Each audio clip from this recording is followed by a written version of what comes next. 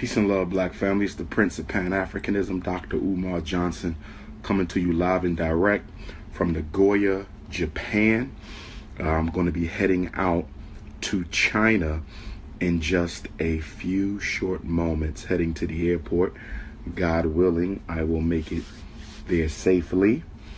And maybe you keep me in your prayers so I can make it there safely, and I'll keep you in my prayers to make sure all goes well with you. I only have about 40 minutes before pickup. I only have about 40 minutes before hotel pickup. And what I want to do today, for the first time by way of Facebook Live, what I want to do today for the first time by way of Facebook Live is I want to talk to our young people. I want to talk to our high schoolers. So if you are the guardian, the custodian, the supervisor, or the parent of a young African brother or sister, and of course that includes our African Latino population, and obviously our African brothers and sisters, all people who identify with their African ancestral heritage, I want to talk to them. So I know you guys are 13 hours behind us. You're 13 hours behind us here in Japan. It's 10:30 in Japan in the morning, so that means it is 9:30 Eastern Standard Time PM, and I'm certain that most of our young people are still awake. So definitely tell them to come and pull up a seat for a hot minute, because I want to talk to them. Now, the first thing that I want to say to our young people is that you need to start getting serious about life after high school while you are still in high school. You need to start getting serious about life after high school while you are still in high school. In my experience of having been a school principal and a school psychologist for all of these years, going on 20 years, I have found that our children take too long to get serious about the rest of their life. And as parents and as big brothers and sisters, as aunties, uncles, and grandparents, we have to do a better job of getting our young people serious about life after high school while they are still in high school. Now, obviously, our children have to make a decision. Okay, there's a decision that they have to make, and it's a critical one. And that decision is whether you're going to go to college, whether you're going to go to trade school, or whether you are going to go to work. Whether you're going to go to college, whether you're going to go to trade school, and whether you're going to go to work. And let me also say that regardless of the path you take, whether it's college, whether it's trade school, or whether it is work, all three of those paths must ultimately land you in the arena of entrepreneurship. Every last one of you has to become an entrepreneur. I want to be very clear with you, young brothers and sisters, my 14-year-olds and 15-year-olds and 16-year-olds and 17-year-olds and 18-year-olds and 19-year-olds. I want to be very, very clear with you that you're going to have to create your own financial opportunity after you're done college or trade school, or even while you're working. Okay? And that third option of working is not purely working.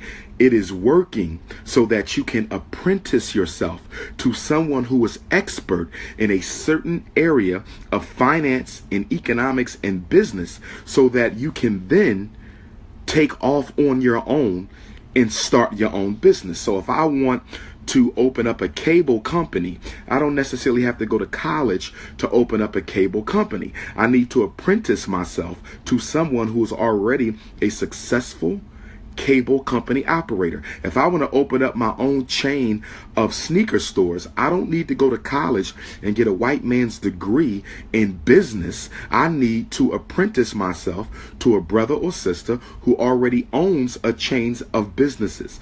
Okay? So you have to make that decision. College, trade school, or entrepreneurship. Now, one thing you young people have to be very, very clear about, okay, and I can't be even more stressful on this point. Without discipline, you will go nowhere.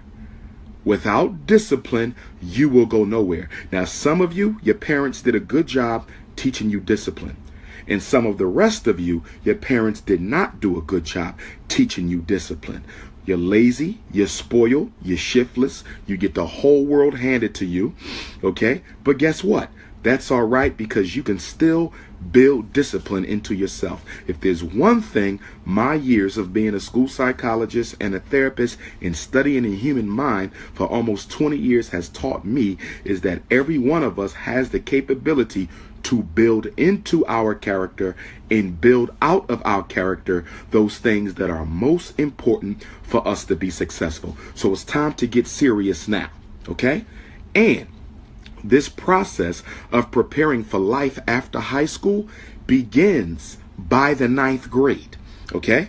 It can begin in the 7th grade, it can begin in the 8th grade, but it must begin by the 9th grade. So you say, Dr. Umar, why does it have to begin in the 9th grade? I'm not graduating for 4 years. Why am I thinking about life after high school when I just started high school?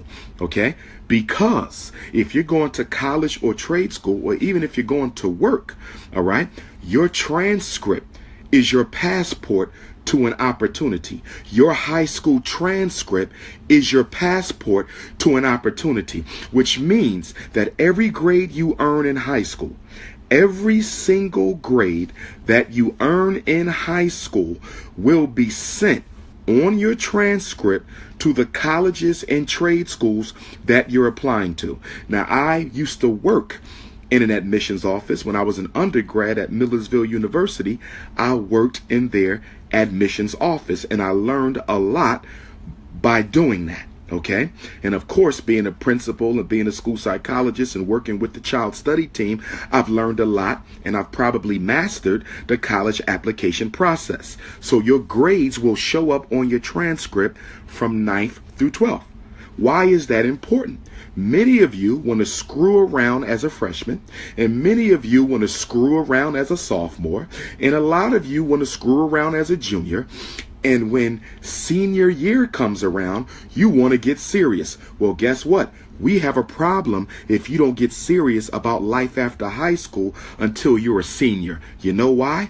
Because your overall QPA, your overall grade point average, is contingent upon the grades you earned, not just in 12th grade, but the grades you earned in 9th grade, 10th grade, 11th grade, and 12th grade. So if you fool around your first 3 years in high school and you get serious the last year, even if you make honor roll, even if you make the dean's list, all 3 or 4 marking periods of your senior year, you're still going to graduate with a less than respectable grade point average, because those low grades you got as a freshman when you were chasing girls, and those low grades you got as a sophomore when you were chasing boys, and those low grades you got as a junior when you was cutting class and hanging out with the homies and going to the mall to shop, those grades are going to haunt you later.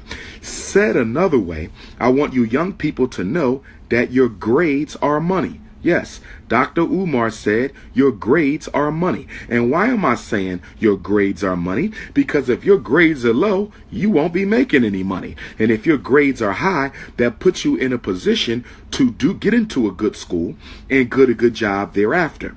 Okay? Now, let me say this. If you graduate from high school, all of you are going to get into college or trade school.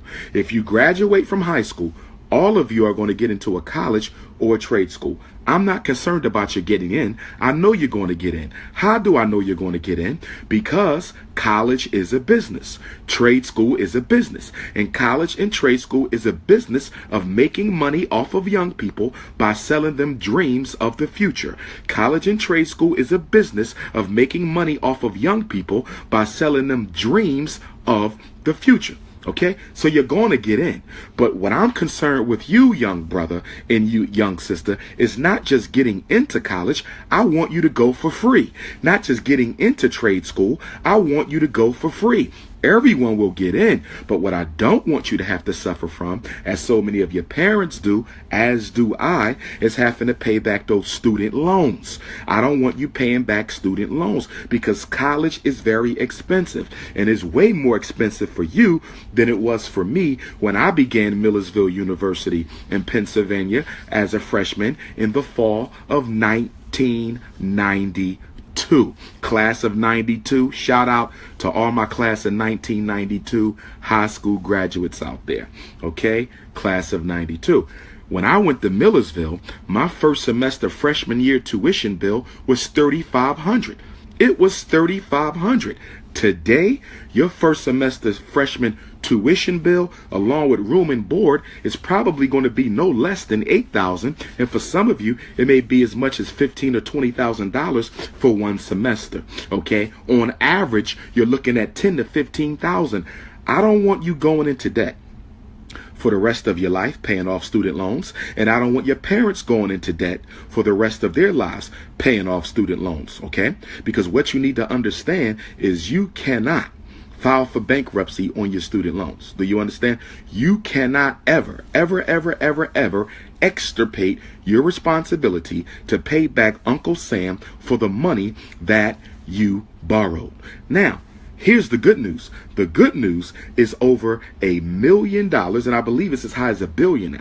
I believe it's $1 billion. So let's go with the billion. Over $1 billion of unused financial scholarship money is available every year. Let me say that again. $1 billion of free money is available that goes unused every year. And do you want to know why all that free money goes unused? Why do so many people go to college and pay and take out loans instead of getting a free education when there's so much free money available? And the reason why so many of you will end up paying your college education with loans as opposed to free money, because you're too lazy, and your parents in some cases are too lazy to do the research, to find out about the scholarships, and to apply for the scholarships. Guess what, young people? Every major library in every city in America has a scholarship section. Now, as you live in a small town, your library may not have a scholarship section. But if you live in places like Philadelphia and New York, and you live in Houston and Baltimore, and you live in DC, and you live in all the Detroit, and you live in Michigan, I can promise you that there's a scholarship section inside of the main library. The question is, are you motivated enough to get up off your behinds, put down that cell phone, put down that video game, put down your lipstick, put down that blunt, and go on down to the local library and start digging up the scholarships?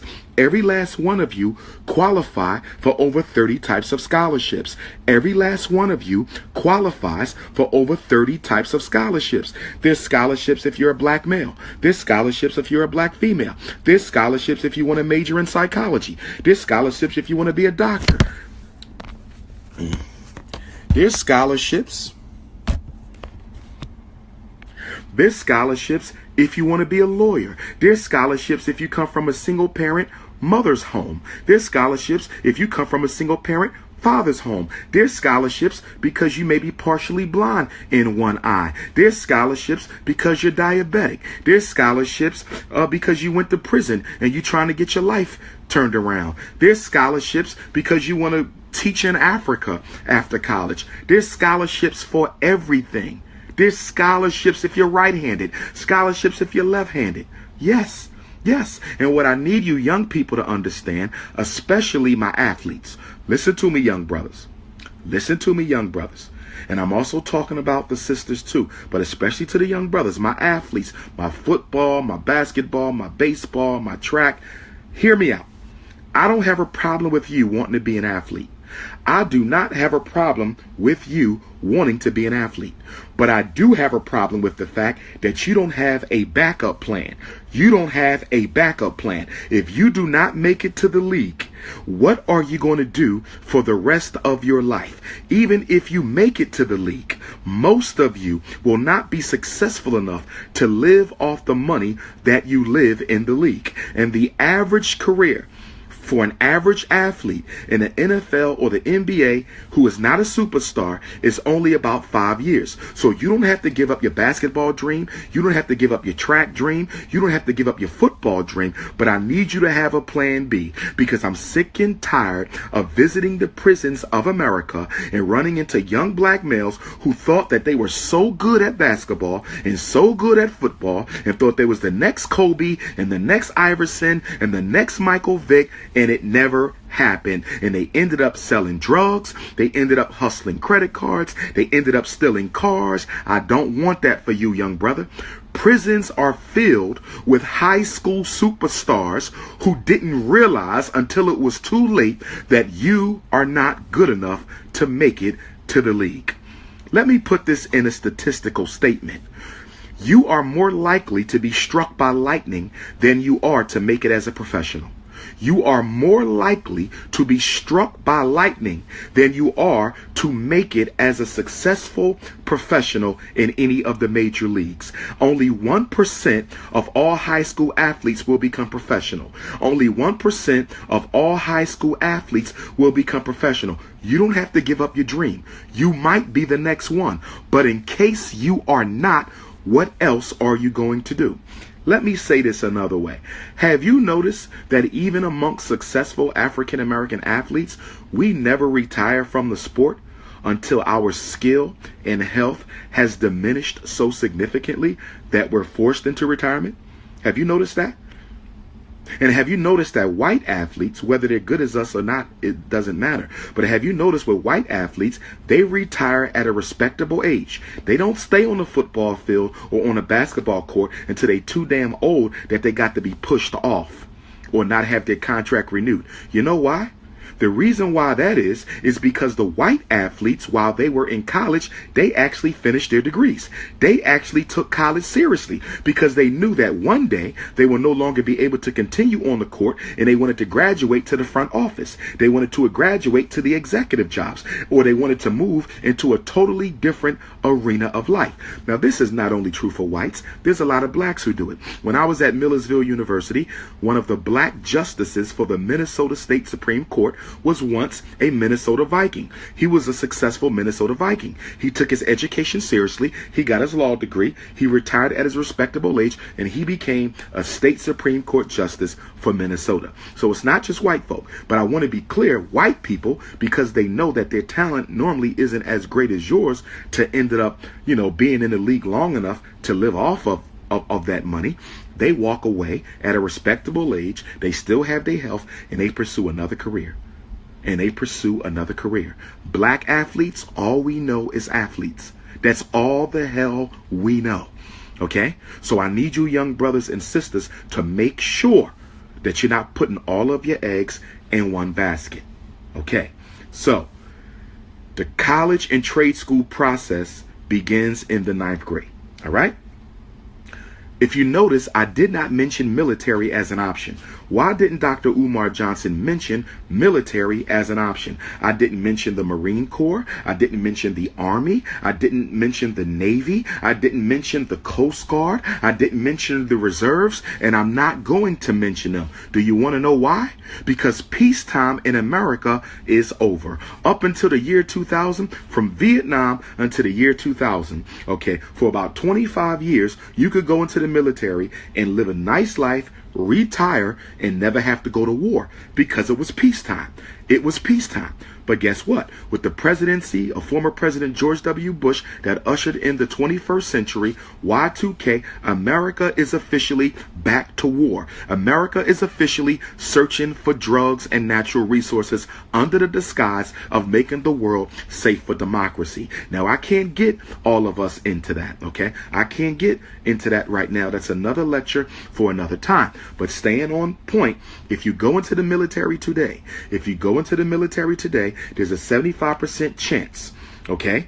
There's a 75% chance that you will be ushered off to war. If you look at the Iraqi war, okay, African Americans were disproportionately represented in the frontline soldiers. When you look at the Afghani war, African Americans were disproportionately represented as frontline soldiers. Now, the military will tell you that you can become an officer without a college degree. and it is true. But what I want you to understand is, although you can become an officer in the Marine Corps or the Army or the Coast Guard or the Navy without a college degree, it is very difficult. It is very difficult to move up that chain of command without the degree. So even if you want to be in the military, it would benefit you better to go to trade school first and get your associates or get your bachelor's degree and then go into the military. But I don't want you in the military because I don't ever want your mom or dad to get that knock at the door, letting them know that their child was murdered fighting for white supremacy, letting them know that their child was murdered fighting for drugs and oil. Your life is too valuable to us. And to be honest with you, black people ain't got no business fighting for white folks. Black people ain't got no business putting their life on the line for the United States government. The United States government has done too much for too long against black folks for us to turn around and sacrifice our lives for this country. So I don't want you in the military. Now, some of you are going to come back. Some of you are going to say, wait a minute, Doc, I can get the GI Bill. They will pay for me to go to college. Well, that's true, but there's also a catch-22. There's also a catch-22. I have a lot of friends. Who went to the military. I went to a military high school, a paramilitary high school, Scotland School for Veterans Children, Chambersburg, Pennsylvania. I got a lot of friends. Some went to Scotland. Some of them didn't go to Scotland. They signed up for the Army, signed up for the Marines, signed up for the Navy, signed up for the Coast Guard, told they were going to get the GI Bill. We're going to give you $20,000 a year to go to college. We're going to give you $20,000 a year to go to college. Well, guess what? There's only one problem. Guess what? There's only one problem. Your obligations to Uncle Sam, your obligations to Donald Trump, your obligations to the Department of Defense, and your obligations to the United States government significantly outweighs your personal dreams and desires for your life. What are you saying, Dr. Johnson?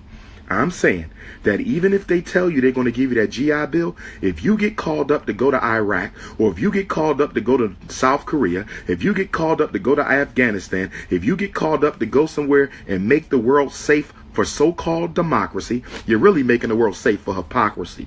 You're making the world. But what happens is you're going to get a letter in the mail and say, you have to report in 2 weeks. And you're going to say, I just got accepted to Howard University Medical School. You're going to say, I just got accepted to Morehouse College. I just got accepted to Hampton. I just got accepted to Lincoln. I just got accepted to Elizabeth City. I just got accepted to Bethune-Cookman. I just got accepted to South Carolina State. And guess what's going to happen? They're going to say, too bad. Contact the college, let them know that you're being deployed. You can resume your studies when you get back. So you get deployed for a year or two. You come back. Howard says, sure, come back in 2 years. We're going to hold your spot. You come back for 2 years. You're ready to start Howard University again. And guess what? Guess what? Then you get another letter. We got to go make the world safe for democracy in Nigeria or somewhere, okay? We got to go make the world safe for democracy in the Congo where we dropped off AIDS. So guess what? You got to tell Howard again that I need you to hold my spot because I got to go back to fight for white man drugs and money. And you know what happens? They send you around and they run you around and they send you around and they run you around. And for a lot of you, you will never get your degree. What they never tell you is although they'll pay for your college, what they don't tell you is they're going to manipulate your service time. They're going to manipulate your service time. They're going to manipulate your service time so you never complete your studies. Now, some of you will. Some of you will. I got friends who were successful enough to finish their degree in the military. But I'm telling you, they're not bringing you into the military to pay for your college, okay? They're not asking you to join the Army so they can pay for you to go to college. They're asking you to join the Army so you can go and die for white supremacy. Stay the hell away from the military. You got me? Now, if you got a young brother who's been in and out of jail and the judge says, listen, I'm tired of seeing you in my prison. You're going to go to the Army, or I'm sending you to jail for 10 years for selling drugs, whatever the case may be. I can understand why he's going. It's the only option. But for most of you, you have other options. And you don't need the GI Bill because I just told you $1 billion worth of financial aid goes unused every year. Okay? Now, remember, they're going to get all your grades from 9th through 12th. They're going to get all your grades from 9th through 12th. Now, I want you to be very careful about how you treat your teachers in high school. I want you to be very careful about how, okay, you treat your teachers in high school. And before I get into that, let me invite all of you young people, to join me this summer for the second annual Dr. Umar Johnson Black College and Consciousness Tour. I host a college and consciousness tour every summer for 11 to 17-year-old brothers and sisters. If you're 18 or 19 and you're still in high school, I can make an exception for you. You're still in high school.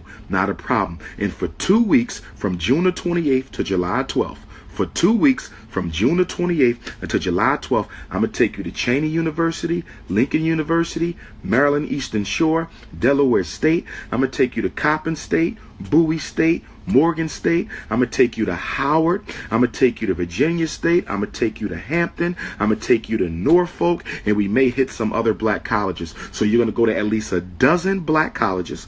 Okay. But not only that, I call it the Black College and Consciousness Tour because I'm also going to take you to the Malcolm and Betty Shabazz Center, where Malcolm X was murdered. I'm going to take you to the world-famous Apollo Theater. I'm going to take you to the Schomburg Center for Research in Black Culture.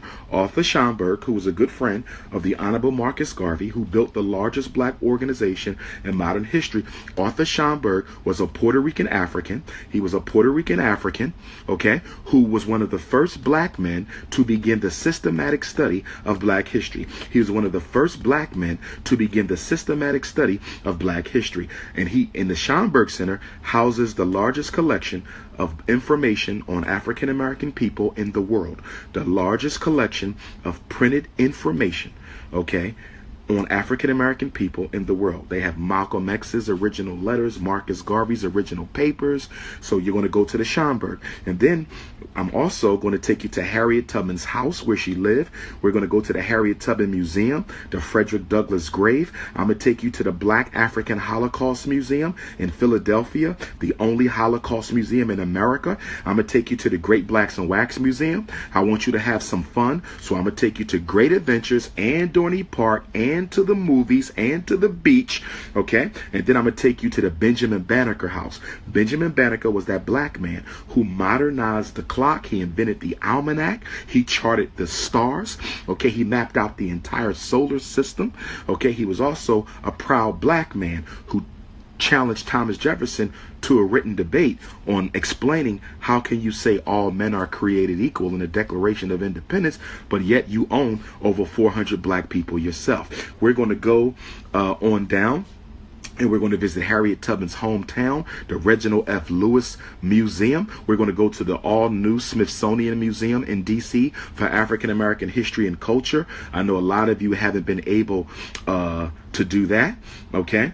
And we're going to go to Nat Turner Land in Virginia, the Nat Turner Land, where Nat Turner, a black preacher, led the bloodiest and most powerful and most revolutionary slave revolt in American history that shook the foundation of American slavery and forced white people to start considering freedom for black people because they feared that other black people would rise up to crush racism. So if you want to go, tell your mom or dad that they can register you right now. You can register right now.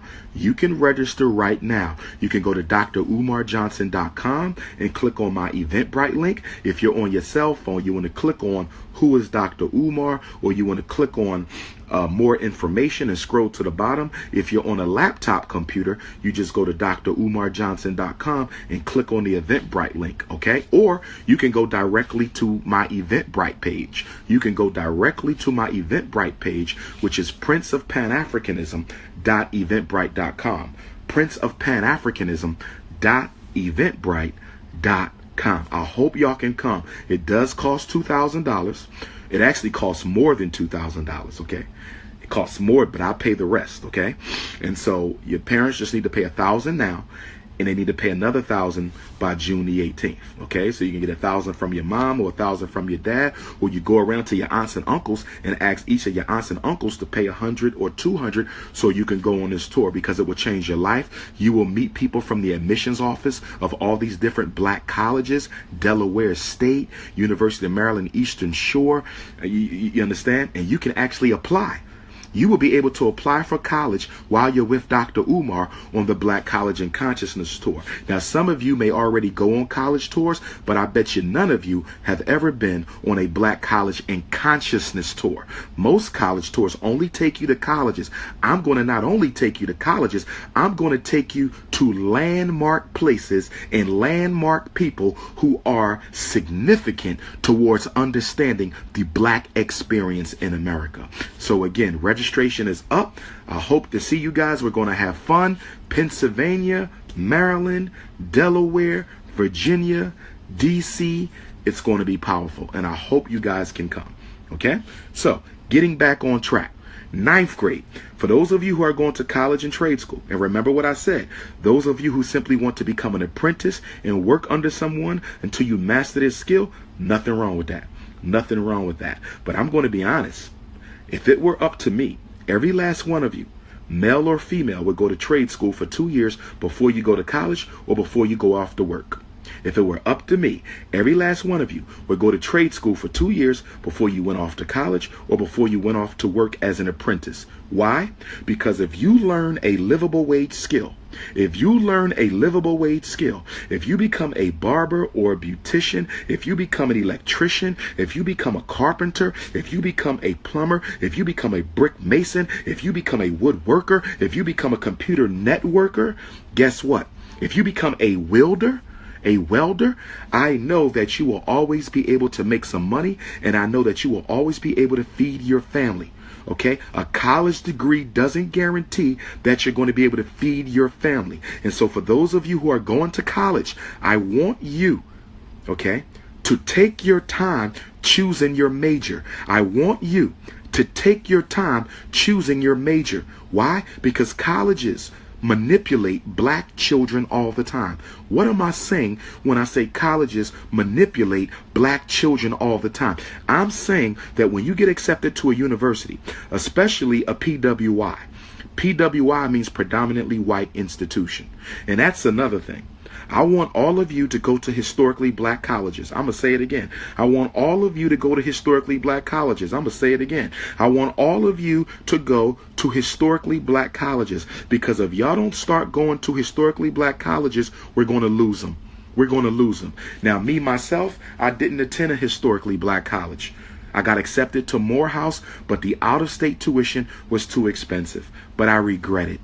I regret it. As someone who speaks at historically Black colleges more than any other scholar in the United States, every time I go to a HBCU, I just wish that I could have attended one as a student. I'll never know what it was like to be at a campus totally dedicated to me. I'll never know what it's like to be at a campus with nothing but Black Greek fraternities and Black Greek sororities and Black professors and Black organizations and Black consciousness and Black events. So try to go to a HBCU. But there's one exception. There's one exception. If a predominantly white institution is giving you scholarship money, if a predominantly white institution is giving you scholarship money that's going to offset your bill more than an HBCU, I'm going to tell you like I tell your parents, okay?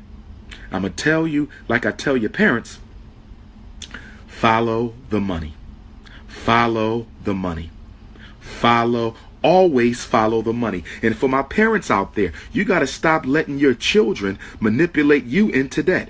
Every year, I run into parents who say, my daughter got a full scholarship to University of We Hate Black People University. My daughter got a full scholarship to We Hate White People University in South Dakota, and she turned it down because she wanted to go to Howard, or she turned it down because she wanted to go to South Carolina State, or she turned it down because she wanted to go to Bethune-Cookman. Okay?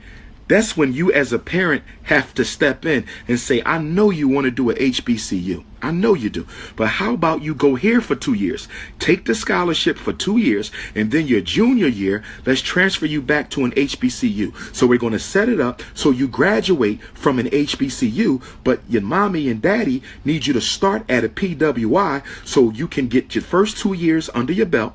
Okay, get your first 2 years under your belt, your general education requirements, and then after you get your first 2 years under your belt, I'm going to transfer you to an HBCU. That way, I only have to pay for 2 years of college instead of 4. How about you work with mommy and daddy? Okay? And then mommy and daddy, you're also going to tell them that the only way you're going to transfer them to an HBCU is if they have at least a 3.0 at the end of their sophomore year at the PWI. Ain't no need to transfer them to no HBCU where you may have to pay a higher tuition bill and they're barely getting by. I don't want you wasting money on lazy black children who barely getting by, okay? So take the free money. Don't tell the university you're only going to be there for 2 years because they'll try to make you pay it back, okay? Something came up. I'm not comfortable here. I really have to go. Thank you. And then you transfer to the HBCU, okay? And if you stay at the predominantly white institution for 4 years, for your graduate school, go to an HBCU for graduate school. Go to an HBCU for graduate school. I wanted to go to Howard for my doctorate in psychology. I wanted to go to Howard for my doctorate in psychology, but Howard didn't send me an application for over a year.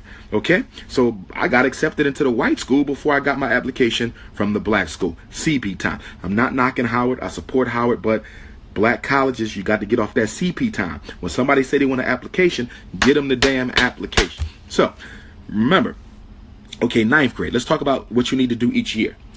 Let's talk about what you need to do each year. And I'm probably going to have to end this, but I'll pick it up in China. I'm probably going to have to end this in a few minutes because it's 11 o'clock in the morning here.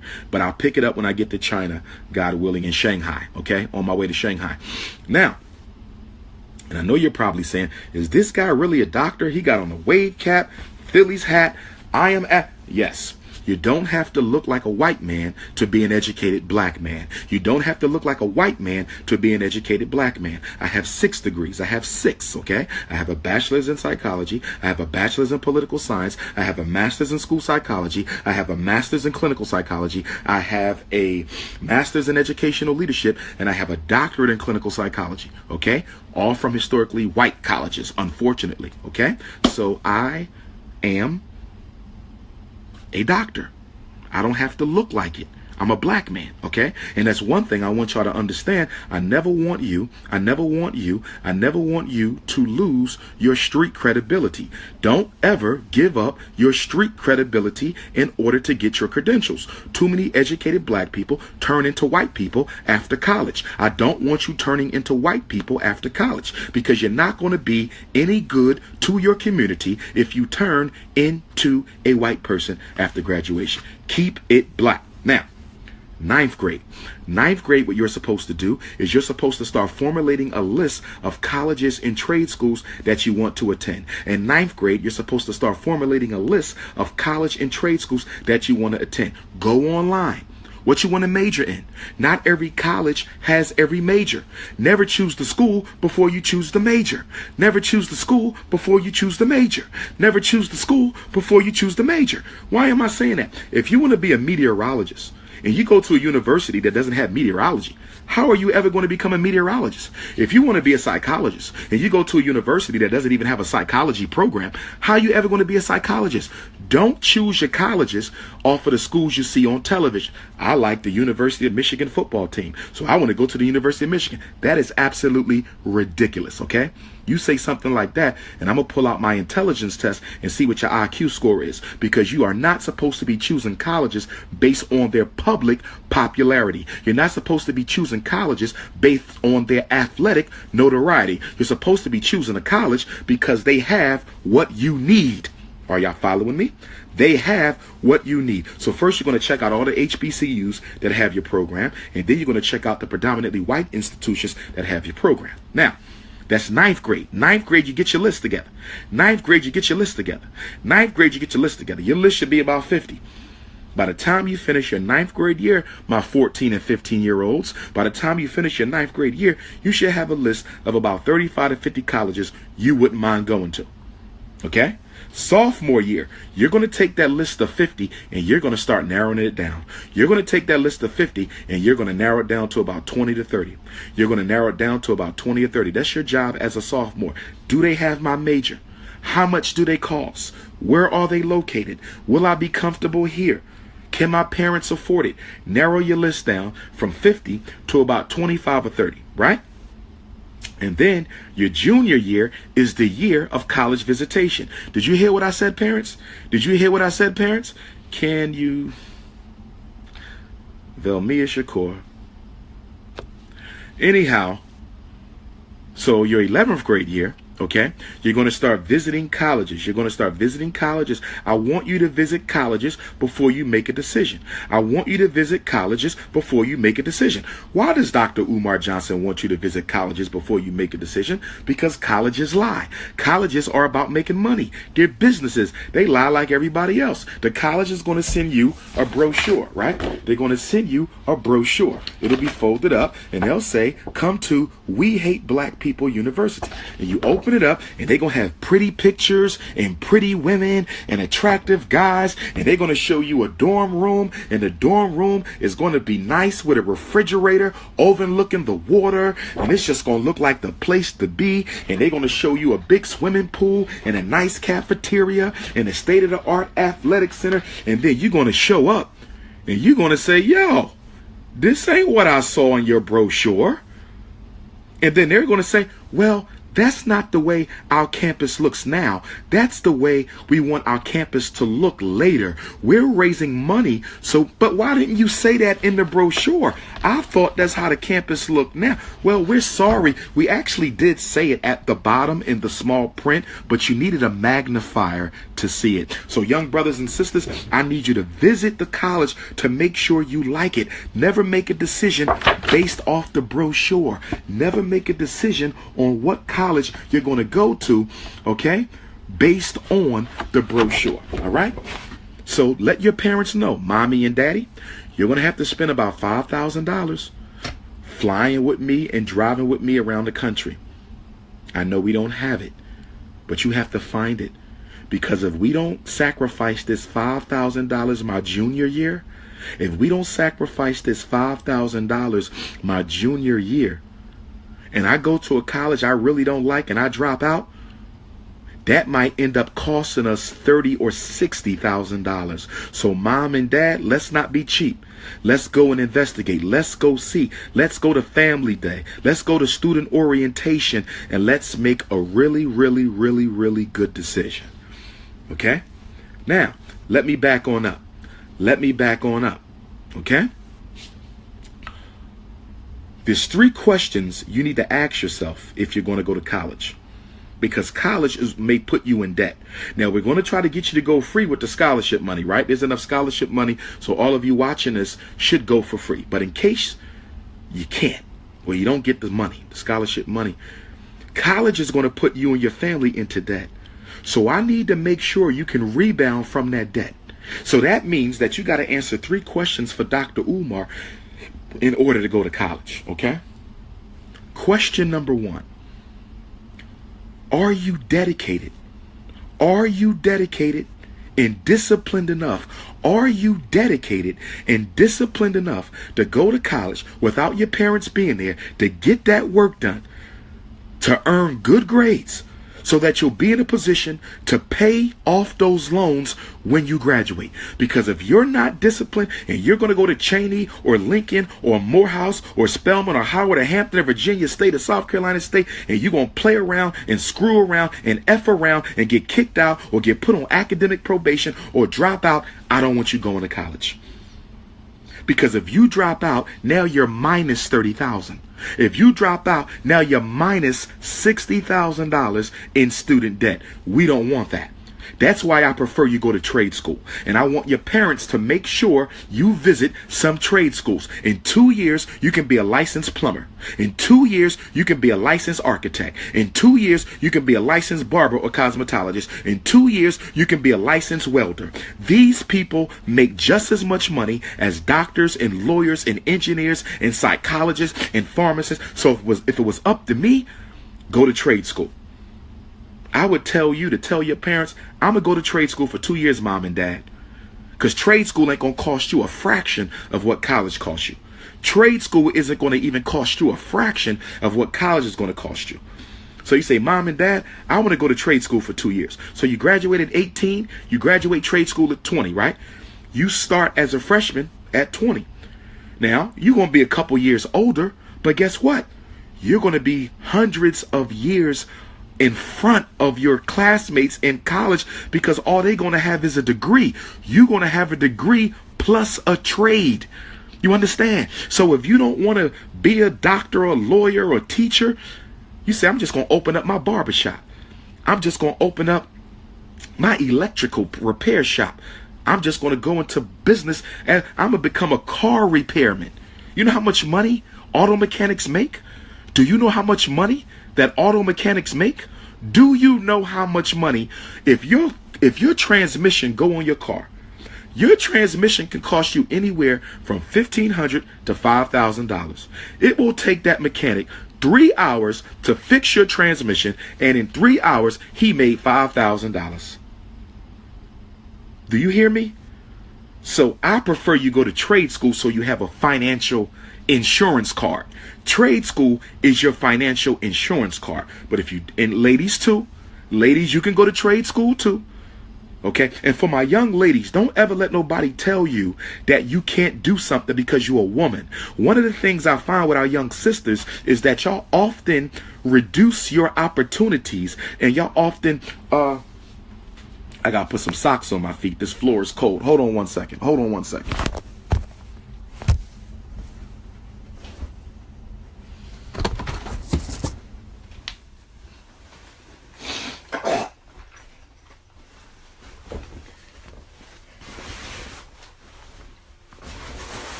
One minute.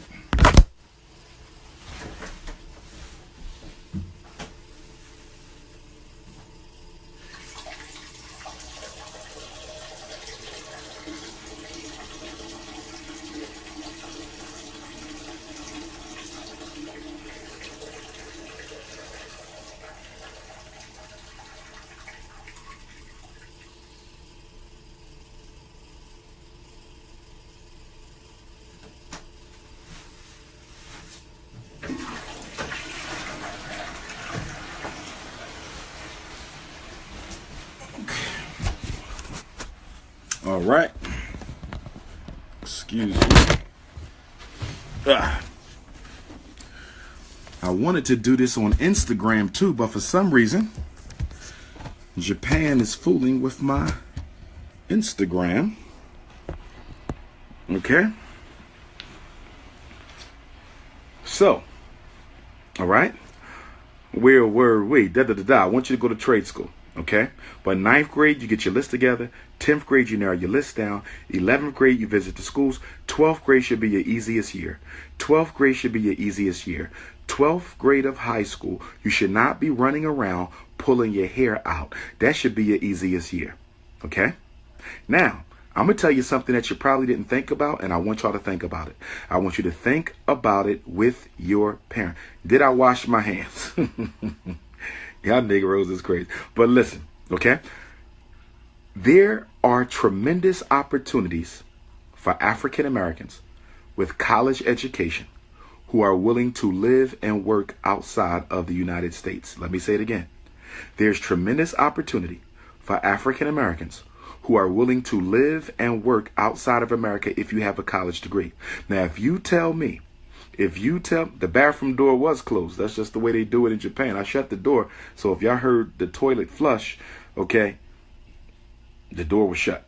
Okay, this is a small room. You know, Tokyo has a lot of people. Well, I'm not in Tokyo, I'm in Nagoya. But China and Japan, they're overpopulated. So the hotel rooms are really small. So your bathroom is like right next to the bed. So you're probably going to hear the toilet flush. But the question becomes, why the hell you worrying about my toilet instead of focusing on the information? Ashe? Ashe. So anyhow, okay, brothers and sisters, if you want to live and work outside the United States, okay, you can do very well. Here in Tokyo, I'm in Nagoya, but I'm in Japan. I was in Tokyo 2 days ago, and I'll be going to China.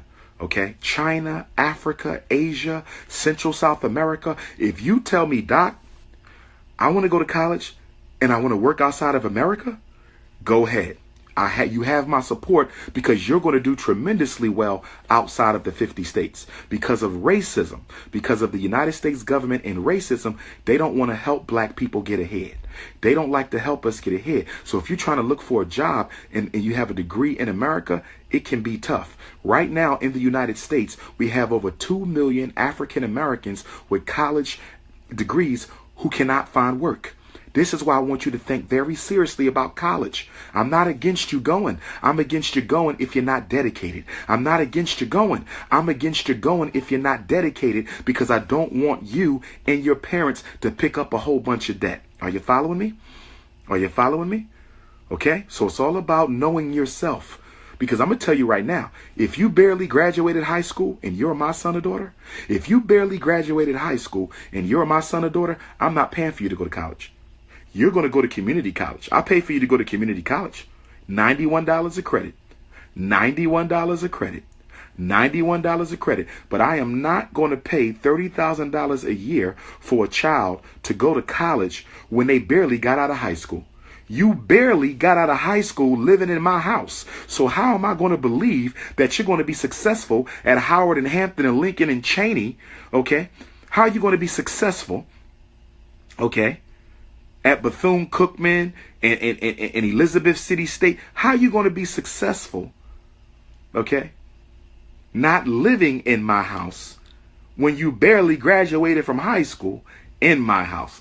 You got to earn your worth. You're going to community college. You got to earn your worth. And if you graduate with honors from community college, and then I will pay for you to go to a regular college. Okay.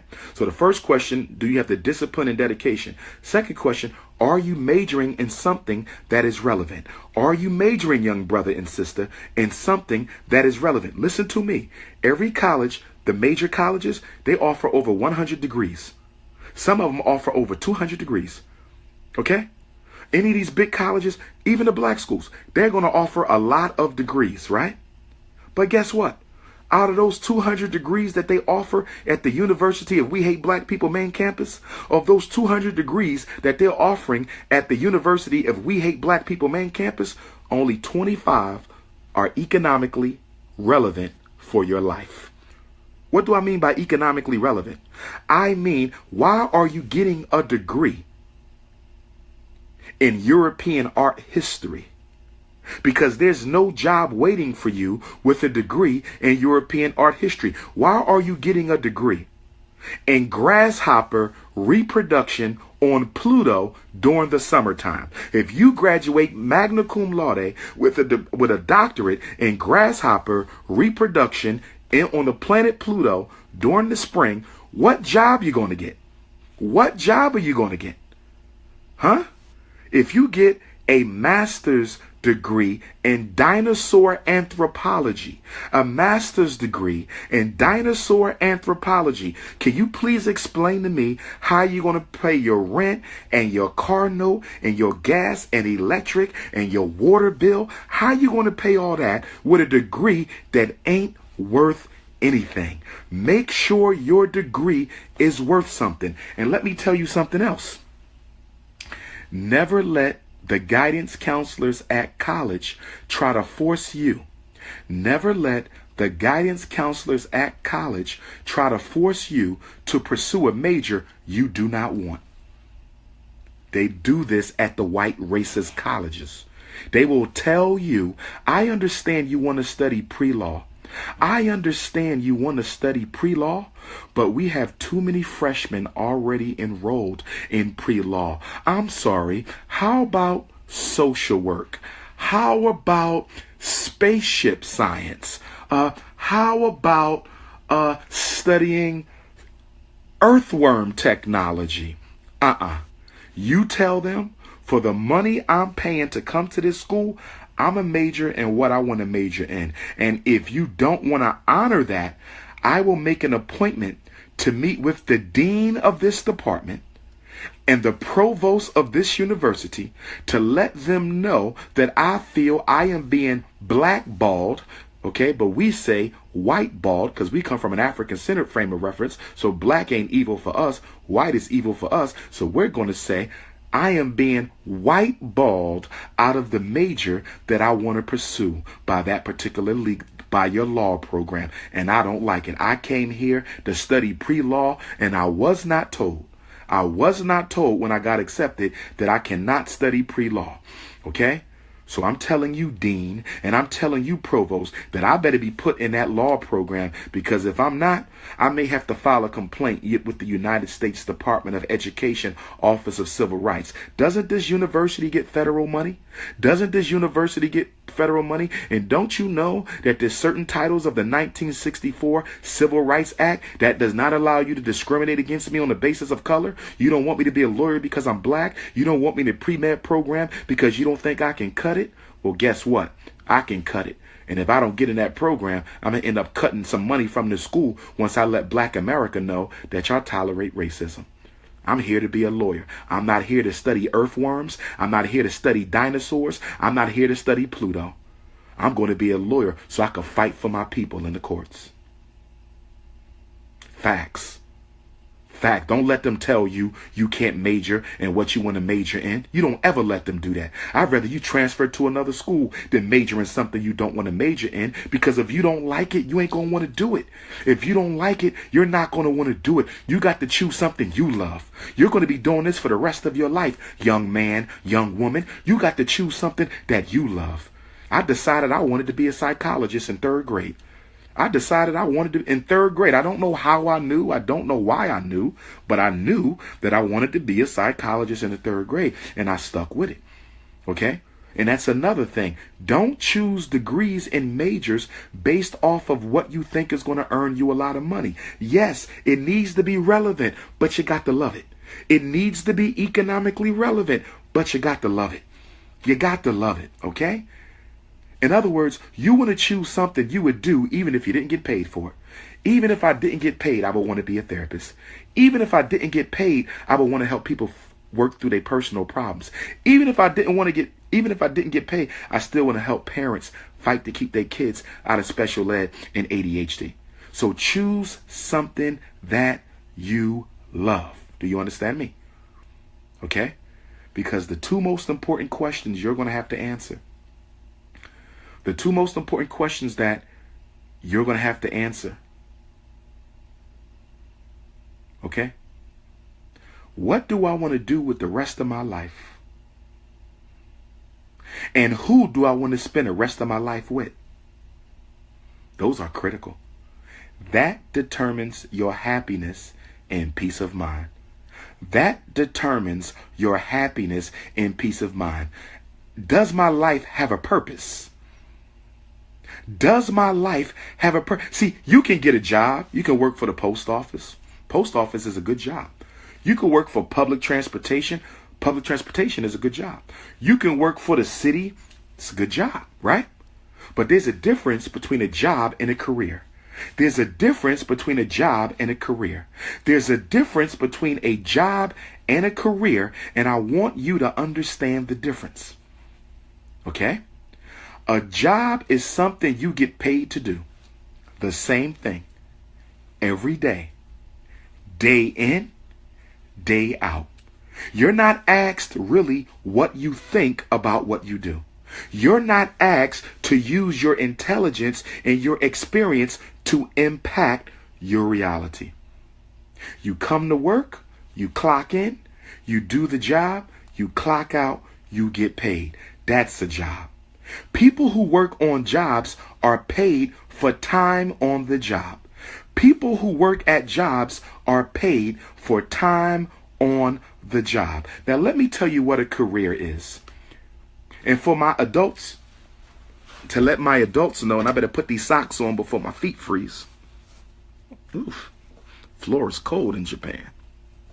For the adults out there, if you work with children,